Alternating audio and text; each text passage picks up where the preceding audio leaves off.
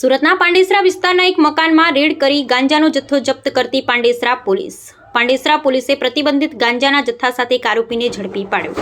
પોલીસે આરોપી રામશરણ ઉર્ફે મુન્ના જપસી યાદવને કૈલાસનગર ચોકડી પાસેથી ઝડપી પાડ્યો. પોલીસે આરોપી પાસેથી 5 કિલો 11 ગ્રામ પ્રતિબંધિત ગાંજાનો જથ્થો મળી આવ્યો હતો, જેની કિંમત 50,110 રૂપિયા અંકી છે.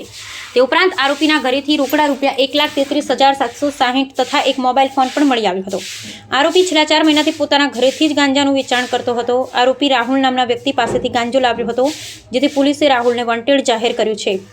તે ઉપરાંત આરોપી વિરુદ્ધ NDPS એક્ટ મુજબ ગુનો નોંધી આગળની કાર્યવાહી હાથ ધરવામાં આવી છે. Bureau report Sunil Ganjawala, Surat. માનનીય સીપી સરની સૂચનાથી દરેક પોલીસ સ્ટેશનમાં એક PSI અને 4 થી 5 પોલીસવાળાની એક ટીમ NDPSની કાર્યવાહી માટે બનાવવામાં આવી છે, જેમાં NDPSની ઇન્ટેલિજન્સ કલેક્ટ કરવાનું અને એક્શન કરવાનું અને રિહેબ કરવાનું એ ત્રણ કામ આ ટીમને સોંપવામાં આવ્યા છે.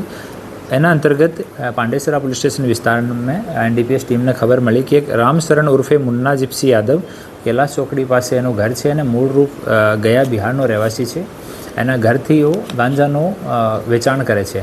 તો સરકારી પંચો સાથે ટીમ ત્યાં સર્ચ કરી ત્યારે 5 કિલો 11 ગ્રામ કિંમતનો 11 ગ્રામ જેની કિંમત 50,110 રૂપિયાની છે એટલો ગાંજો મળ્યો અને છૂટક રાશિ જો કુલ મળીને 1,33,760 રૂપિયા કેસ ત્યાંથી બરામદ થયા અને પંચોનો રૂબરૂમાં પંચનામો કરીને ગુના દાખલ કરવામાં આવ્યો છે અને એક આરોપી રામશરણ ઉર્ફે મુન્નાને અટક કરવામાં આવ્યો છે.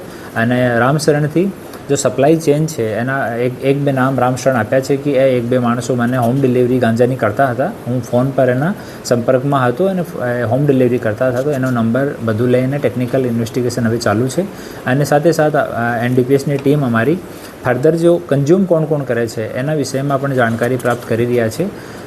પછી આપણે આનો રિહેબ માટે આને સુધારવા માટે જે કોઈ ગુનાહિત પ્રવૃત્તિવાળો હોય કે ફર્ધર વેચાણ કરતો હોય તો એના વિરુદ્ધમાં અપરાધિક કાર્યવાહી કરવામાં આવશે. કેટલા વખત ગાંજાનો વેપાર ઘરેથી કર્યો?